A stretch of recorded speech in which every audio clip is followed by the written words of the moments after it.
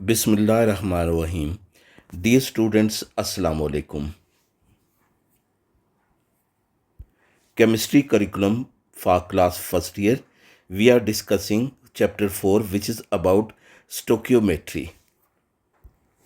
This is our fifth lecture from this chapter, and today's lecture is based on student learning outcome, which states that explain the concept of limiting reactant, and another student learning outcome which will be covered in this lecture: calculate the maximum amount of product and the amount of any unreacted excess reagent. Students, आप इस lecture में क्या learn करेंगे कि स्टोकियोमेट्रिक amounts और non स्टोकियोमेट्रिक amounts में क्या difference होता है, और फिर हम ये देखेंगे कि अगर दो सब्सटेंसेस नॉन स्टोकियोमेट्रिक अमाउंट में मौजूद हैं तो उनमें से कौन सा लिमिटिंग रिएक्टेंट होगा और कौन सा नॉन लिमिटिंग रिएक्टेंट होगा। और फिर हम ये देखेंगे कि अमाउंट ऑफ प्रोडक्ट कैसे लिमिटिंग रिएक्टेंट पर डिपेंड करती है, और दोनों रिएक्टेंट में से जो है वो किस रिएक्टेंट की अमाउंट, कुछ अमाउंट जो है वो बाकी रह जाएगी, वो हम कैसे कैलकुलेट करेंगे। अमाउंट ऑफ प्रोडक्ट जो है ये कैसे कैलकुलेट करेंगे। तो ये स्टोकियोमेट्री का हिस्सा है, कॉन्सेप्ट ऑफ लिमिटिंग रिएक्टेंट। आप अपनी टेक्स्ट बुक में से ये टॉपिक चैप्टर नंबर 4 में से स्टडी करेंगे। नेशनल बुक फाउंडेशन में chapter number 4 article number 4.2 topic is limiting and non limiting reactant, जबकि पेक्टा की जो फर्स्ट ईयर की बुक है उसमें भी चैप्टर नंबर 4 में topic number 4.7 and topic is limiting and excess reactant. Dear student, देखिए हमारे पास ये एक सिंपल केमिकल रिएक्शन है। इस केमिकल रिएक्शन के मुताबिक 2 moles of hydrogen react with the 1 mole of oxygen to produce 2 moles of water. तो अगर हाइड्रोजन के 2 moles 1 मोल ऑक्सीजन के साथ मिक्सअप किए जाएं तो वो एक दूसरे के साथ कंप्लीटली रिएक्ट करके 2 moles वाटर बनाएंगे। इन द सेम वे, अगर 4 मोल हाइड्रोजन को 2 मोल ऑक्सीजन के साथ 2 मोल्स ऑक्सीजन के साथ रिएक्ट किया जाए तो इस रेशियो के मुताबिक 4 मोल्स वाटर की फॉर्मेशन होगी। और वाटर की फॉर्मेशन में हम देखेंगे कि दोनों रिएक्टेंट हाइड्रोजन और ऑक्सीजन एक दूसरे के साथ कंप्लीटली रिएक्ट कर गए हैं, और वाटर की फॉर्मेशन के बाद ना तो हाइड्रोजन की कोई अमाउंट बाकी रही है और ना ऑक्सीजन की कोई अमाउंट बाकी रही है। इसी तरह हम देखेंगे कि सपोज अगर हमारे पास 5 मोल्स ऑक्सीजन है तो इसके साथ रिएक्ट करने के लिए 10 मोल हाइड्रोजन चाहिए होंगे, और इससे भी 10 मोल वाटर की फॉर्मेशन होगी, and these reactants will completely react with one and other to form products, and nothing will left over after the formation of water.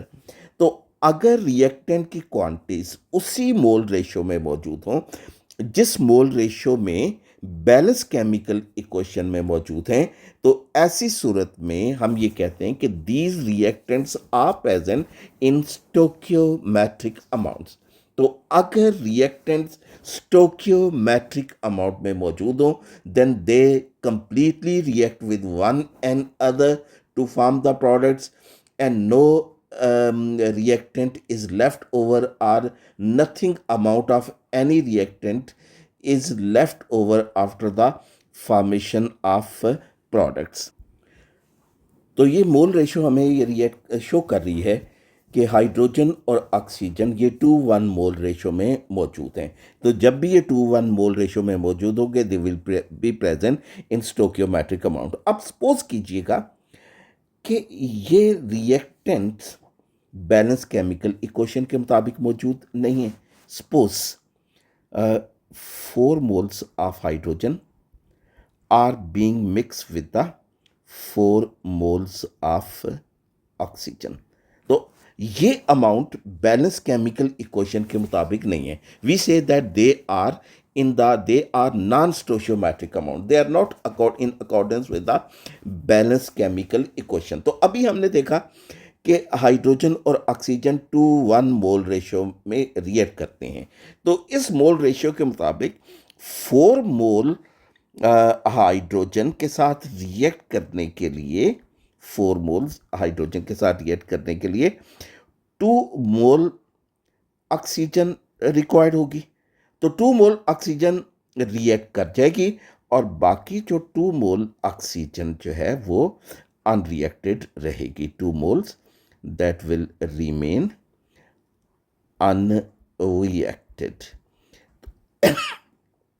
तो डियर स्टूडेंट, इस केस में आप देख रहे हैं कि हाइड्रोजन रिएक्टेंट में हाइड्रोजन एक ऐसा रिएक्टेंट है जो प्रोडक्ट में जो है वो कंप्लीटली कन्वर्ट हो रहा है, जबकि ऑक्सीजन के 2 मोल जो हैं वो रिएक्ट कर रहे हैं, जबकि 2 मोल्स जो है वो अनरिएक्टेड रहे हैं.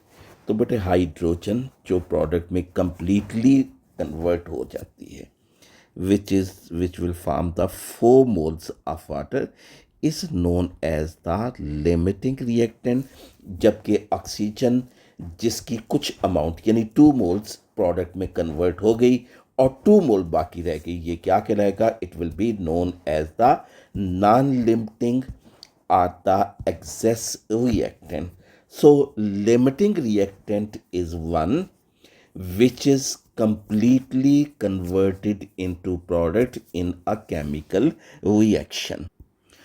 So limiting reactant, a reactant which is completely converted into product in a chemical reaction is known as limiting reactant, and this occurs when reactants are present in non-stoichiometric amounts. And what is the non-limiting reactant? A reactant which is not completely converted into product or some amount of which is left unreacted in a chemical reaction is known as the non-limiting reactant. जैसे हमने ऊपर example में देखा कि hydrogen limiting reactant है और oxygen non limiting reactant है. Students, limiting reactant का एक और एस्पेक्ट देखिए कि यही एग्जाम्पल देखिएगा कि जब हम 4 मोल हाइड्रोजन को 4 मोल ऑक्सीजन के साथ रिएक्ट करते हैं तो 2 मोल्स रिएक्ट कर जाएंगे, 2 मोल्स जो है वो बाकी रह जाएंगे और इसमें 4 मोल्स वाटर की फॉर्मेशन होगी. लेकिन जब 4 मोल हाइड्रोजन रिएक्ट कर जाएगी तो रिएक्शन स्टॉप कर जाएगा. उसकी वजह यह है कि अब रिएक्टेंट यानी हाइड्रोजन की कोई अमाउंट हमारे पास रिएक्शन के लिए अवेलेबल नहीं है, हाइड्रोजन अवेलेबल नहीं है, जबकि ऑक्सीजन के 2 मोल्स अब भी मौजूद हैं. लेकिन ऑक्सीजन के 2 मोल्स के साथ रिएक्ट करने के लिए हाइड्रोजन की कोई अमाउंट बाकी मौजूद नहीं है. इसलिए प्रोडक्ट की फॉर्मेशन उस वक्त तक होती रहेगी जब तक कि हाइड्रोजन मौजूद है. जैसे ही हाइड्रोजन कंज्यूम हो गई, कंप्लीटली रिएक्ट कर गई, प्रोडक्ट की फॉर्मेशन रुक गई. So it mean that amount of product is limited by the reactant which is completely consumed or which is earlier consumed in the chemical reaction, जिसे हम limiting reactant कहते हैं. or you can say limiting reactant controls the amount of product in a chemical reaction. जी students, अब हम देखते हैं कि किसी केमिकल रिएक्शन में हम कैसे आइडेंटिफाई कर सकते हैं कि कौन सा रिएक्टेंट लिमिटिंग रिएक्टेंट है और कौन सा नॉन लिमिटिंग रिएक्टेंट है. तो इसके लिए 3 स्टेप्स परफॉर्म किए जाते हैं.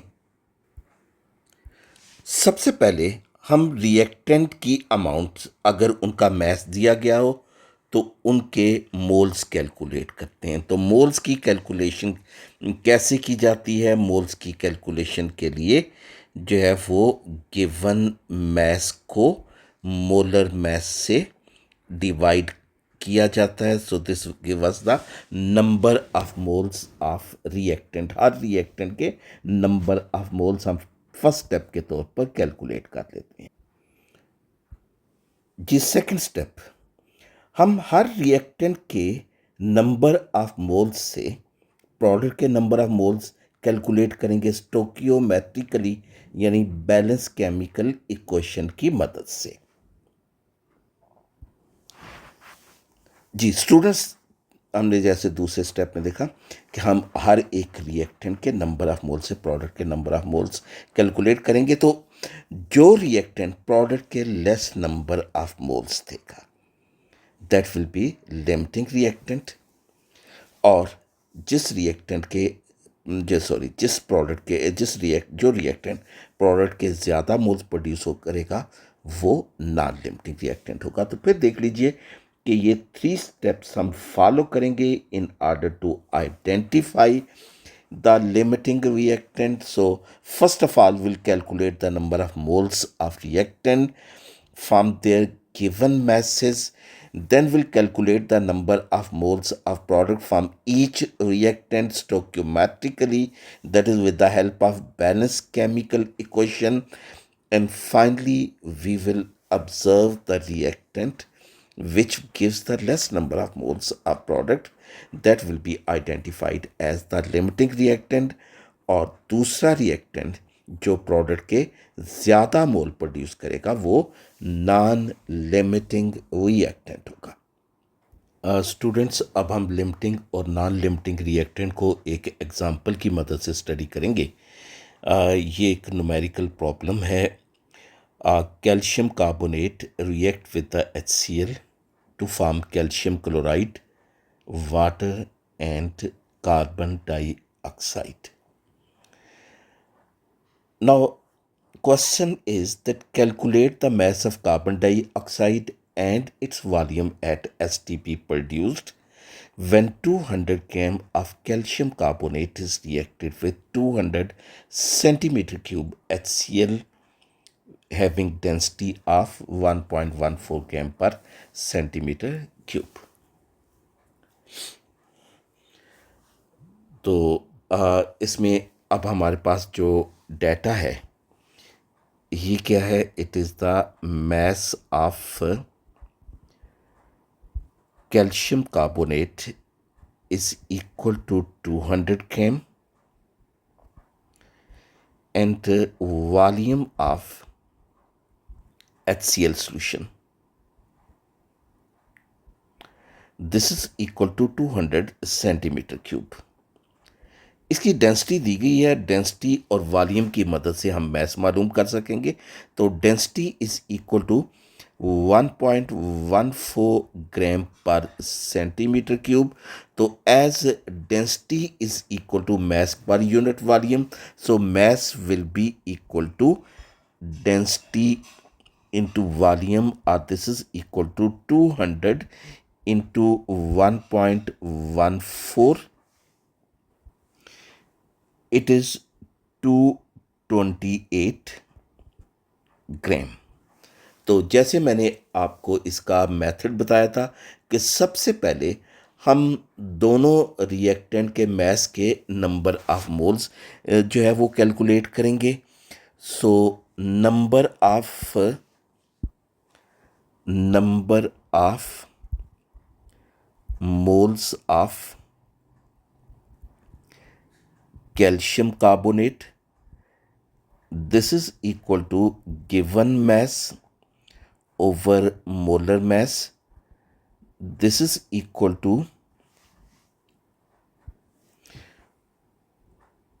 200 ग्राम डिवाइडेड बाई इसका molar mass 100 gram per mole, so it will be equal to 2 moles.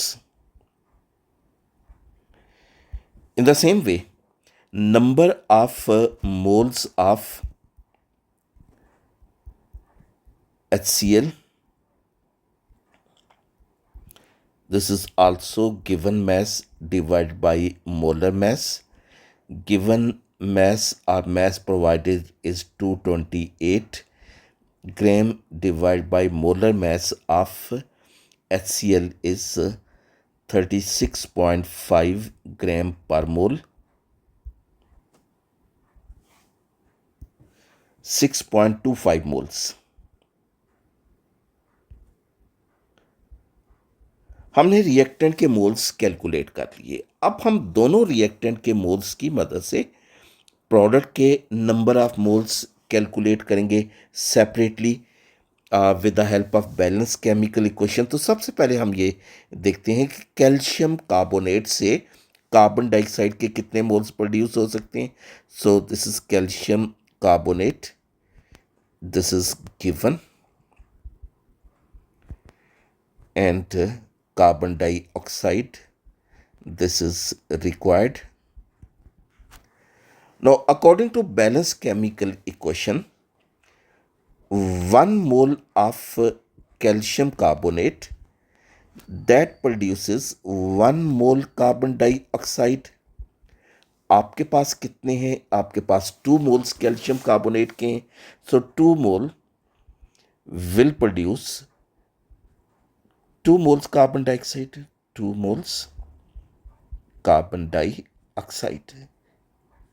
इसका मतलब है कि कैल्शियम कार्बोनेट अगर लिमिटिंग रिएक्टेंट है तो ये 2 मोल कार्बन डाइऑक्साइड प्रोड्यूस करेगा। और इन द सेम वे अब हम फाइंड कर लेते हैं कि HCl से कार्बन डाइऑक्साइड के कितने मोल्स प्रोड्यूस हो सकते हैं। सो HCl, this is given, and carbon dioxide, this is required। HCl के 2 मोल्स कार्बन डाइऑक्साइड का 1 मोल प्रोड्यूस करता है। तो 1 मोल कितने प्रोड्यूस करेंगे? It will produce half mole. आपके पास कितने हैं? 6.25 मोल्स हैं। 6.25 moles of HCl will produce half into 6.25, and this will give us 3.125 moles।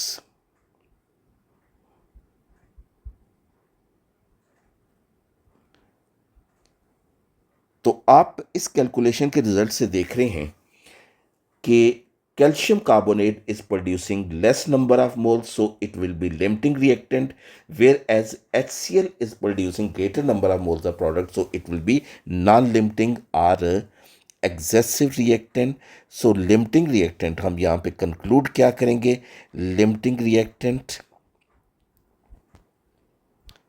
that is producing less number of moles of product,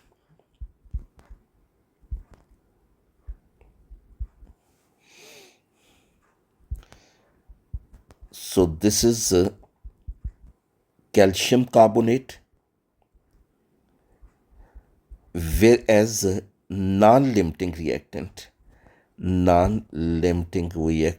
it will be HCl।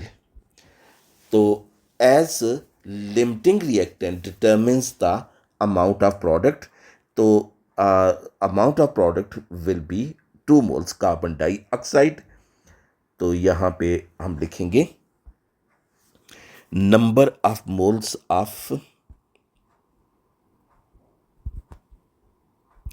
carbon dioxide produced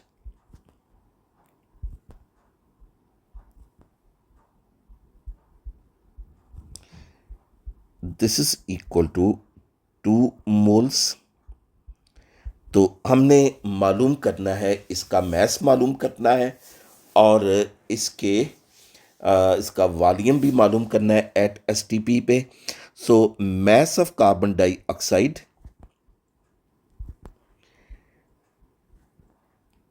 this is M, equal to number of moles into molar mass।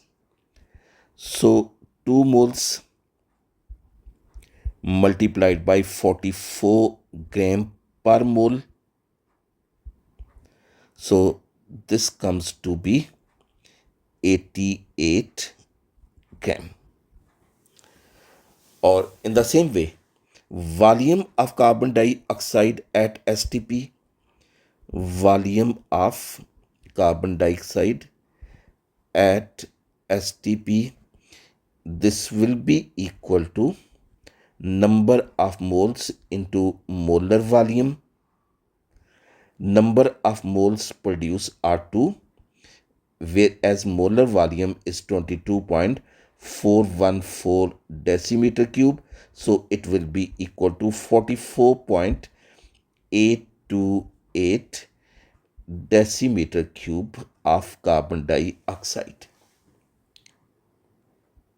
Ji students, अब हम देखते हैं कि non limiting reactant अगर एग्जेस में है उसको हम कैसे कैलकुलेट कर सकते हैं। तो इसको हम कैलकुलेट करेंगे with the help of limiting reactant. हम लिमिटिंग रिएक्टेंट को नॉन लिमिटिंग रिएक्टेंट के साथ कंपेयर करेंगे। सो आर लिमिटिंग रिएक्टेंट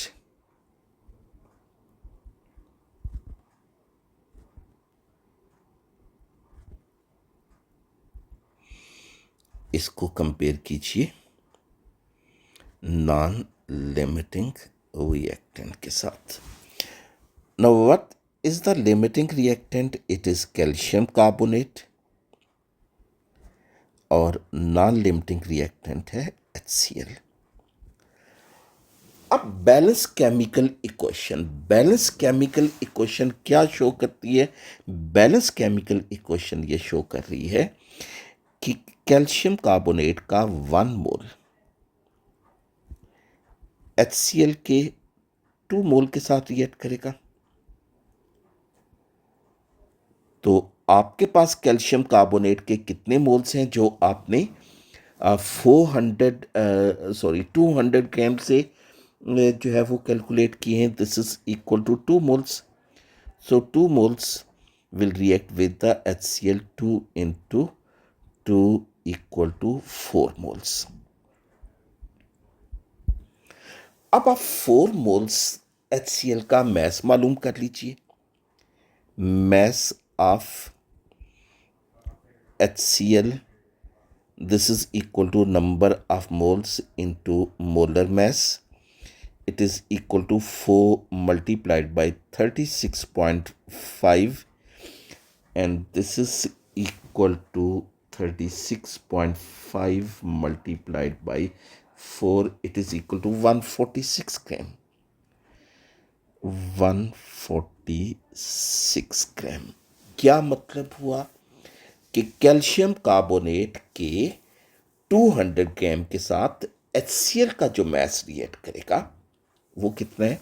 146 ग्राम। यानी ये HCl जो है ये कैल्शियम कार्बोनेट जो है था आपके पास, वो कितना था? आपने शुरू में जो मिक्सअप किया 200 ग्राम। तो हमने ये कैलकुलेट किया कि इसके साथ रिएक्ट करने के लिए HCl का कितना मैस चाहिए? 146 ग्राम।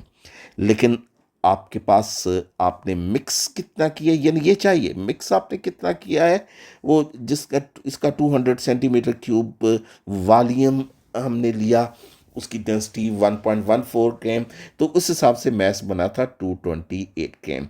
तो 228 ग्राम आपने मिक्सअप किया, उसमें 146 ग्राम रिएक्ट किया, तो बाकी अनरिएक्टेड रह गए। तो मैं अब इसको यूं आपके लिए लिखूंगा कि mess of HCl provided for reaction, this is equal to 228 gram. Mass of HCl which is reacted, it is equal to 146 gram।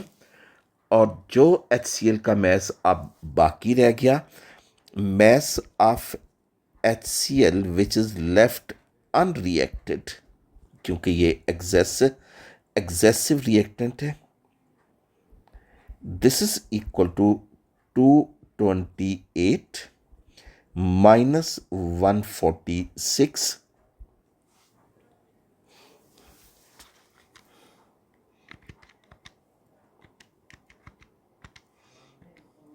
So this is 82 gram. तो इस क्वेश्चन के मुताबिक HCl के 82 ग्राम रिएक्ट नहीं करेंगे, दे विल रिमेन अनरिएक्टेड, 146 ग्राम और react करेंगे। तो इस तरह स्टूडेंट्स आप ये मालूम कर सकते हैं कि अमाउंट ऑफ प्रोडक्ट कितनी है और amount of excess non reacting reactant वो कितना है। तो इस तरह का कोई सा न्यूमेरिकल जो है वो आपको दिया जा सकता है। हमने मैस कैलकुलेट किया, प्रोडक्ट का वॉल्यूम कैलकुलेट किया है, नंबर ऑफ मॉलिक्यूल भी दिए जा सकते हैं, पूछे जा सकते हैं। तो ऐसी सूरत में आपने नंबर ऑफ मोल्स को एवोगैड्रो नंबर से मल्टीप्लाई करना होगा। तो ये स्टूडेंट्स हमारा आज का लेसन था। तो इसमें एक तो न्यूमेरिकल इम्पॉर्टेंट है, कोई सा भी अनसीन न्यूमेरिकल जो है वो आपको सॉल्व करने के लिए दिया जा सकता है। इसके अलावा जो क्वेश्चन आपसे पूछे जा सकते हैं वो ये हैं कि differentiate between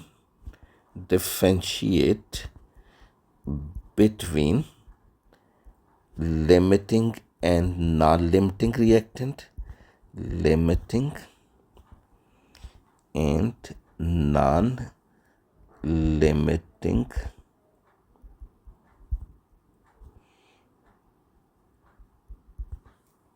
reactants.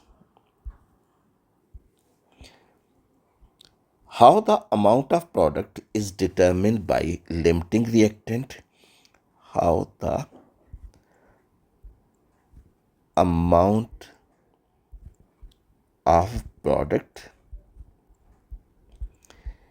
in a chemical reaction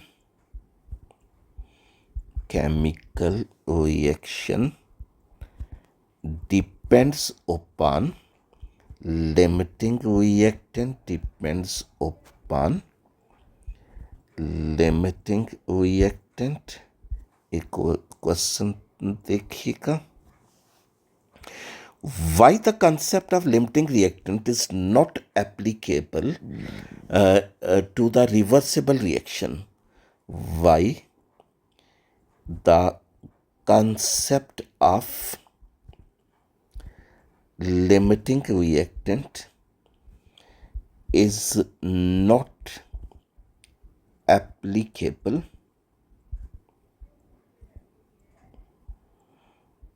to the reversible reaction. तो रिवर्सिबल रिएक्शन में जो है वो क्या होता है कि reactants are converted back into the products, so no reactant will be the limiting reactant. तो एक और क्वेश्चन आप देखिएगा कि how will you identify, how will you identify limiting reactant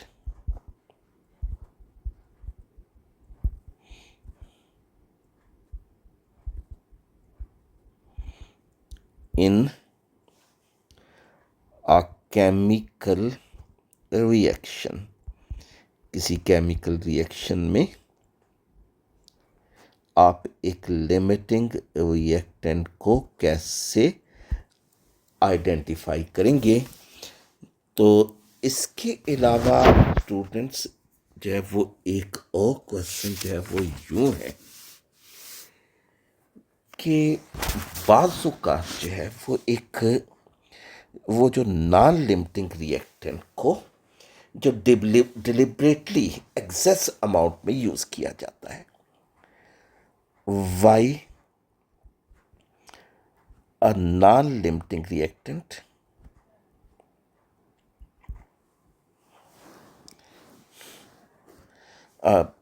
इसको शुरू में तो नॉन लिमिटिंग रिएक्टेंट नहीं कहना चाहिए, why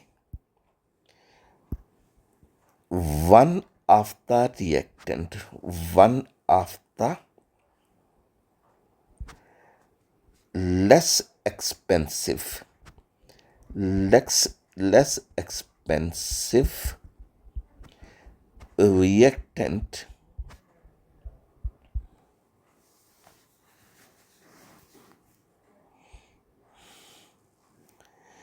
is used in excess amount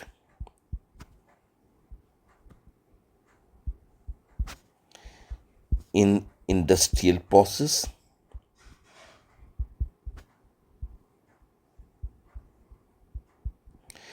तो इसकी जो है वो 3 रीज़न हैं। तो एक रीज़न जो है वो ये है कि अगर जो है वो 2 रिएक्टेंट हैं से, यानी this is a plus b, अगर तो इसमें जो है वो ए एक्सपेंसिव है और बी जो है इट इज़ लेस एक्सपेंसिव। तो लेस एक्सपेंसिव को हम एक्सेस अमाउंट में यूज़ करते हैं as non limiting reactant, as non limiting. तो इसकी वजह ये है ताकि इसके साथ रिएक्ट करने वाला जो एक्सपेंसिव अमाउंट है वो प्रोडक्ट में कंप्लीटली कन्वर्ट हो जाए, यानी उसकी कोई अमाउंट जो है वो यूज़ ना हो। और दूसरी बात, to get the maximum amount of product from the expensive reactant, और जब रिएक्टेंट ज़्यादा अमाउंट में यूज़ किया जाएगा तो रेट ऑफ रिएक्शन जो है वो भी ज़्यादा होगा। तो इन 3 रीज़न की बेस पर इनमें जो है वो एक रिएक्टेंट जो है वो जो लेस एक्सपेंसिव होता है उसको ज़्यादा अमाउंट में यूज़ किया जाता है। तो अगर हमने डिफ्रेंशिएट करना हो लिमिटिंग और नॉन लिमिटिंग रिएक्टेंट को,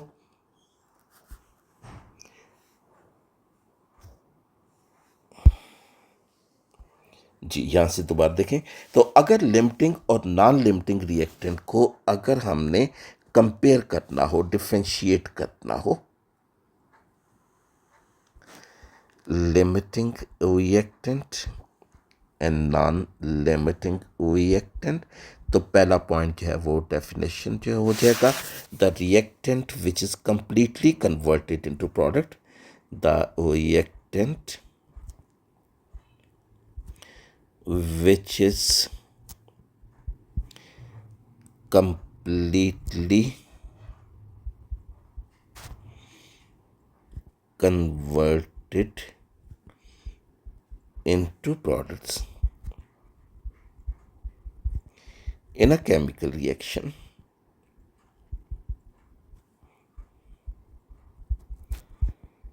is known as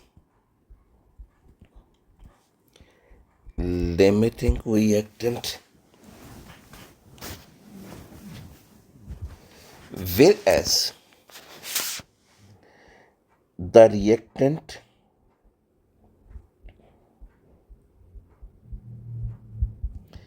which is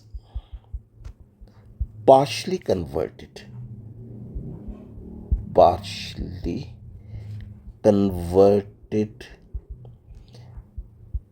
into products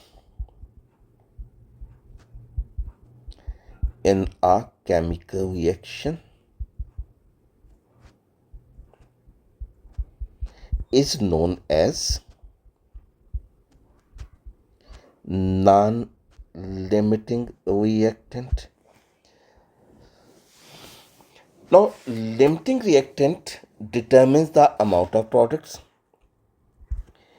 It determines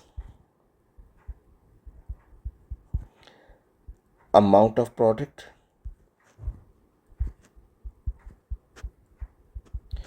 whereas a non-limiting reactant doesn't determine the amount of product. It does not determine the amount of product. और तीसरी बात कि जैसे calculation में हमने देखा कि लिमिटिंग रिएक्टेंट प्रोडक्ट के लेस नंबर ऑफ मोल देता है, so limiting reactant gives less number of moles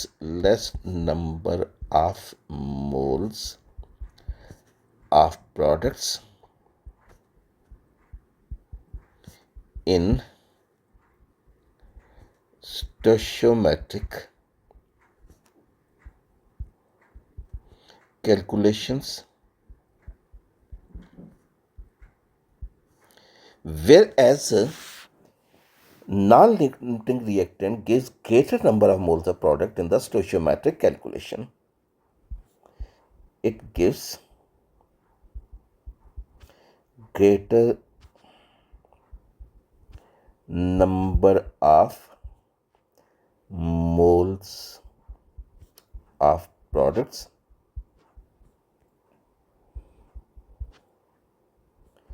in stoichiometric calculations। तो ये स्टूडेंट डिफ्रेंशिएट हो गया लिमिटिंग और नॉन लिमिटिंग रिएक्टेंट में। तो ये सारे जो है ये पॉसिबल क्वेश्चन जो है ये मैंने आपको बता दिए। न्यूमेरिकल कोई सा भी किसी तरह से भी कहीं से भी पूछा जा सकता है और यूजुअली अनसीन न्यूमेरिकल पूछे जा सकते हैं। अल्लाह हाफ़िज़ स्टूडेंट्स।